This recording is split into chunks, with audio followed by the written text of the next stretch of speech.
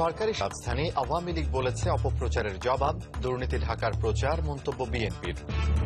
রাজধানী ছাড়ছেন ঈদে ঘরমুখ মানুষ, ভিড় বাড়ছে রেল স্টেশন, বাস ও লঞ্চ টার্মিনালে, চলছে জোড়াতালি দেওয়া লঞ্চ সার্ভিস।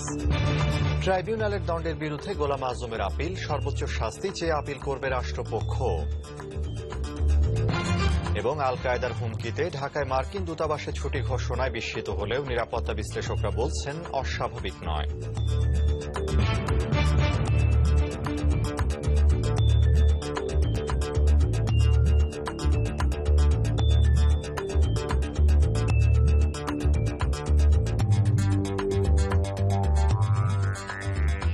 শুভেচ্ছা, আমন্ত্রণ দেশ সংবাদে।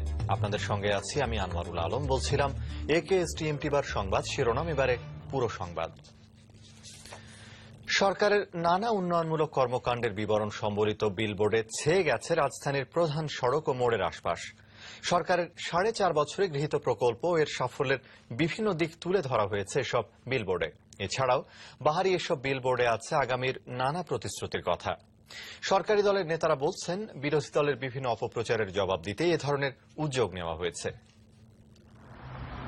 রাজধানীর ব্যস্ততম শাহবাগ মোড়, বিজ্ঞাপনী বিলবোর্ডের আধিক্য সবসময় থাকে এই এলাকায়। তবে কয়েকদিন ধরে বাণিজ্যিক বিজ্ঞাপনের জায়গা দখল করে নিয়েছে অন্য এক ধরনের বিজ্ঞাপন।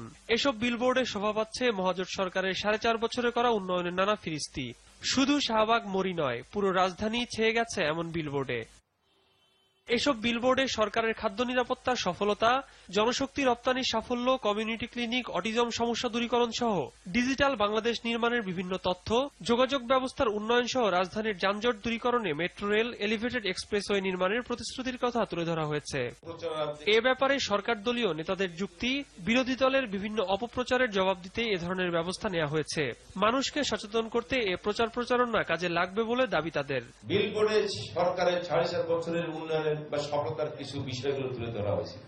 এই তথ্য থেকে আপনাদের মাথা খারাপ হয়ে গেছে। আপনারা এতদিন মিথ্যাচার করে এসেছেন, জাতিকে বিভ্রান্ত করার চেষ্টা করেছেন যে সরকার আমলে কিছু হয় নাই।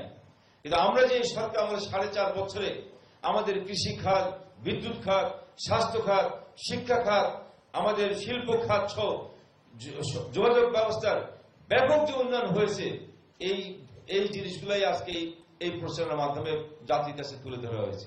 রিয়াসাত হুসাইন, সানভি, দেশ টিভি, ঢাকা। এদিকে সরকার তার দুর্নীতি ঢাকতেই এখন বিলবোর্ডের রাজনীতিকে বেছে নিয়েছে বলে মন্তব্য করেছেন বিএনপি নেতারা।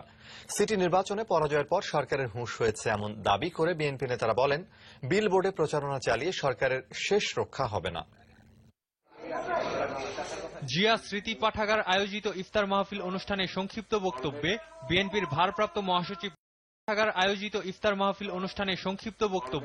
বিএনপির ভারপ্রাপ্ত মহাসচিব মির্জা ফখরুল ইসলাম আলমগীর বলেন, বিলবোর্ডে উন্নয়নের ফিরিস্তি দিয়ে লাভ নেই। জনগণ এখন সরকারের বিদায়ের অপেক্ষা করছে।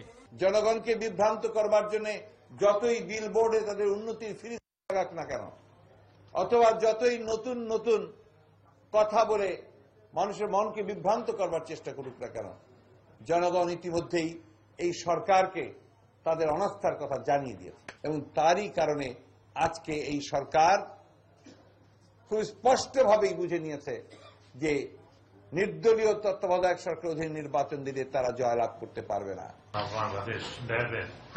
জাতীয় প্রেস ক্লাবে এক আলোচনা সভায় বিএনপির স্থায়ী কমিটির সদস্য এম কে আনোয়ার বলেন, আগামীতে ক্ষমতায় যাওয়ার আশায় আওয়ামী লীগ সরকার এখন ভিন্ন আঙ্গিকে প্রচারণা শুরু করেছে। সেজন্যই সরকার এখন বিলবোর্ডের রাজনীতিকে বেছে নিয়েছে বলে জানান তিনি। তবে এ প্রচারণায় কোনো লাভ হবে না এবং দুর্নীতির জন্য সরকারকে জনগণের কাছে জবাবদিহি করতে হবে বলে মন্তব্য করেন তিনি। সিটি কর্পোরেশনের নির্বাচনের পর বোধহয় কিছুটা হুঁশ হয়েছে, জনগণ তাদের সম্পর্কে কি ভাবছে, কি মনে করছে, কতখানি জনপ্রিয়তা তাদের। বিলবোর্ডের দিয়ে কিছুই হবে না, জনগণ আপনাদেরকে চিনেছে। আপনারা কি কি উন্নয়ন করেছেন একটি একটি করে জবাব দিন। এদিকে অপর এক অনুষ্ঠানে বিএনপির স্থায়ী কমিটির সদস্য ব্যারিস্টার রফিকুল ইসলাম মিয়া বলেন, আওয়ামী লীগ সরকারের আমলে উন্নয়ন হয়েছে, তবে তা দুর্নীতিতে। আর সে দুর্নীতিগুলোকে ঢাকতেই এখন বিলবোর্ডের রাজনীতি। উন্নয়ন হয়েছে, দুর্নীতির ক্ষেত্রে উন্নয়ন হয়েছে, দুরবস্থার ক্ষেত্রে উন্নত হয়েছে। ড্যানি দ্রং, দেশ টিভি, ঢাকা। ধর্মীয় অনুভূতিকে কাজে লাগিয়ে আওয়ামী লীগ ও সরকারের বিরুদ্ধে অপপ্রচার চালিয়ে জনমনে বিভ্রান্তি ছড়াচ্ছে বিরোধী দল, এমন অভিযোগ করলেন প্রধানমন্ত্রী শেখ হাসিনা। অপপ্রচারকারীদের প্রতিহত করতে দলের নেতা কর্মীদের তৎপর হওয়ার নির্দেশ দেন আওয়ামী লীগ সভানেত্রী। স্বেচ্ছাসেবক লীগের প্রতিষ্ঠাবার্ষিকী উপলক্ষে সংগঠনের নেতাকর্মীদের দিক নির্দেশনামূলক এক অনুষ্ঠানের আয়োজন করা হয় গণভবনে। অনুষ্ঠানে প্রধানমন্ত্রী শেখ হাসিনা জনদুর্ভোগ নিরসন ও সরকারের নেওয়া বিভিন্ন উন্নয়ন কর্মসূচির সুফল তুলে ধরেন। সময় উপযোগী পদক্ষেপের কারণে রমজান মাসে দ্রব্যমূল্য নিয়ন্ত্রণে রাখতে সরকার সক্ষম হয়েছে বলে দাবি করেন প্রধানমন্ত্রী শেখ হাসিনা। প্রত্যেকটা সরকারি কর্মকর্তা কর্মচারী, সামরিক বেসামরিক, সকলের বেতন ভাতা কিন্তু আমরা প্রায় 60 থেকে 70% বৃদ্ধি করেছি। আবার সাথে সাথে জিনিসের দাম আমরা কমিয়েছি।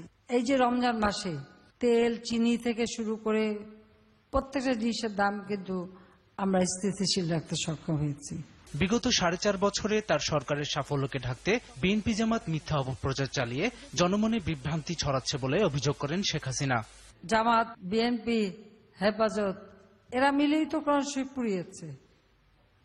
পুড়িয়েই তারা চেষ্টা করেছিল নাম দিতে এই স্বেচ্ছাসেবক লীগেরই এক নেতার। ইমাম সাহেবের নামাজ পড়তে দেয় না শিবিরের লোকরা, নামাজে বাধা দেয়, খুতবায় বাধা দেয়। নামাজের পরে যে সালাম ফিরাবে, মোনাজাত করবে, তার আগেই স্লোগান দিয়ে বের হয়ে যায়। এই হলো তাদের ধর্ম রক্ষা করা। বিরোধী দলের এই অপপ্রচার বন্ধে জনগণকে সতর্ক করতে দলের নেতাকর্মীদের